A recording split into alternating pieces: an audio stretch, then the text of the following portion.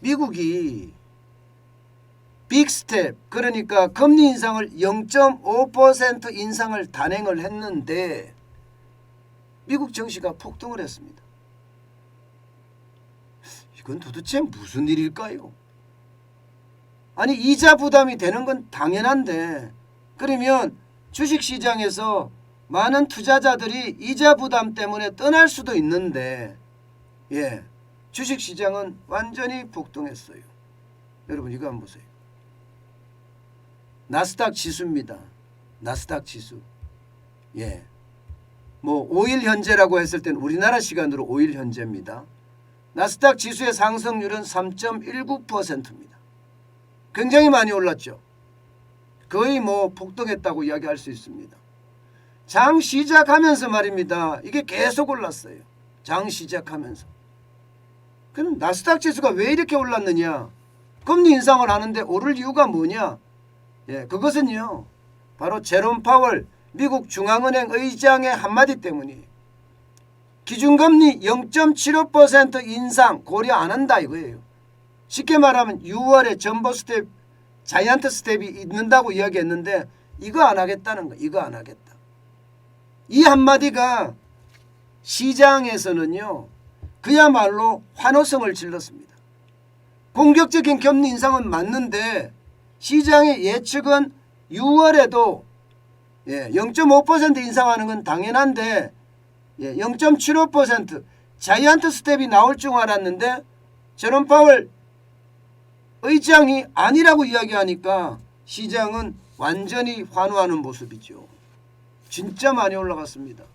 여러분 이거 한번 보세요. 이거는 보면요, 여러분 제가 폭등이라고 다른 이유가 바로 이거예요. 떨어질 때 인정사정 없이 오늘 떨어졌거든요.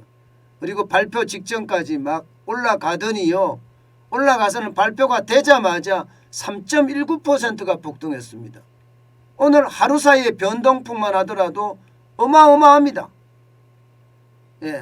4%를 훨씬 넘어섭니다. 오늘 하루 변동폭만 하더라도. 그래서 제가 폭등이란 단어를 달았습니다.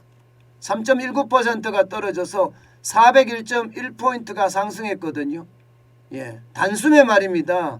12,964.86을 기록을 했어요. 86을.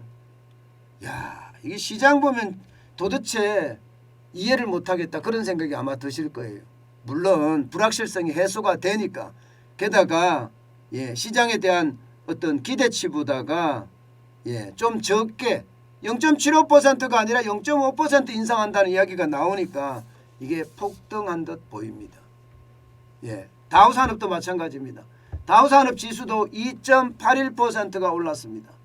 다우산업 지수도 떨어지다가 오늘 하루만 거의 3% 이상 변동폭이 있습니다. 932.27이 올랐습니다. 거의 1000포인트가 올른 거죠. 그러니까 34,061.06까지 그야말로 폭등했습니다. 그래프를 보시면 폭등이란 말이 이해가 되시죠? 이해가 되십니다. 이게 다우산업도 그렇고 나스닥도 그렇고 그래프가 이런 그래프 만나면 떼부자 된다는 이야기가 할 수 있겠네요. 이런 그래프 만날 리가 참 쉽지가 않잖아요. 그렇지만 여러분 이게 진짜로 계속 올라갈까요? 여기에 대해서는 물음표입니다. 물음표. 왜냐고요? 제가 앞서 보여드린 거 있잖아요. 전보 스텝이지만 빅스텝이지만 0.5%를 인상을 했잖아요. 6월 달에도 0.5% 인상을 할 거잖아요. 그리고 7월 달에도 0.5% 인상할 가능성이 높습니다. 그러면 9월 달, 11월 달, 12월 달은 어떻게 될까요? 계속해서 0.5%씩 올리면 이게 이제 전보 스텝이라는 게 되는데, 이렇게 됐을 때 금리 부담 괜찮을까요? 지금 당장은 시장의 예측치보다 낮았다 하는 것 때문에 많은 투자자들이 나스닥이고 다우산업에서 주식을 샀지만, 이게 비투한 사람들 입장에서는 금리가 올라간 거 0.5%는 어마어마하게 올라간 거거든요. 이렇게 올라간 것을 나중에 보게 되면요, 그에 대한 충격파 서서히 저는 올 거라고 봅니다. 오늘 이렇게 올라간다고 해서 내일 떨어지지 말란 법도 없고요. 저는 당연히 예, 이렇게까지 올라가면 나스닥이나 다우나 장난 아니게 올라갔잖아요. 올라갈 이유가 없거든요. 경기가 좋아진다는 신호도 아니고 금리 인상한다는 신호인데 금리 인상을 한 건데 금리 인상을 한 것은요. 결국은 말입니다. 소비자들의 이자 부담이 커지게 되고 이자 부담이 커지면 예, 소비가 그만큼 위축될 수밖에 없습니다. 소비가 그만큼 위축될 수밖에 없는데도 예, 지금 다우산업지수가 2.81%, 나스닥이 3.19% 폭등했다는 것은요. 여러분 결국 시장의 어떤 변동폭이 굉장히 커졌다. 저는 이렇게 생각을 합니다. 게다가 말입니다. 여러분 예, 정시 주변에 있는 외생 변수도 지금 녹록하지가 않아요. 러시아가 우크라이나를 침공하고 나서 이 전쟁이 금방 끝날 것 같지가 않거든요. 계속해서 길어질 것 같거든요. 길어지면 길어지는 만큼 원자재에 대한 부담 엄청나게 되고요. 공급망에 대한 위축 장난 아니게 됩니다. 어디 그뿐입니까?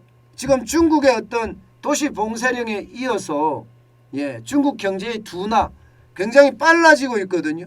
이것도 시장에 굉장히 위협적인 요소가 될 수가 있습니다. 위협적인 요소가. 예, 중국이 경제가 망가지면 쉽게 말하면 세계 공장이 멈추는 건데 세계 공장이 멈추면 공급에 대한 문제가 생길 수도 있는 거고요. 공급에 대한 문제가 생기면 이것은 또 물가 상승으로 이어지거든요. 그렇기 때문에 지금 당장 시장을 가지고 판단하기는 이러지만 여러분 시장의 어떤 악재가 해소된 것은 전혀 없습니다.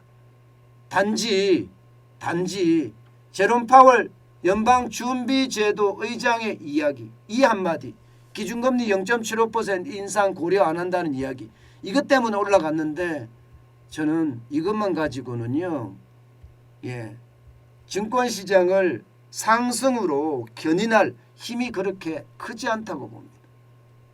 결국 말입니다.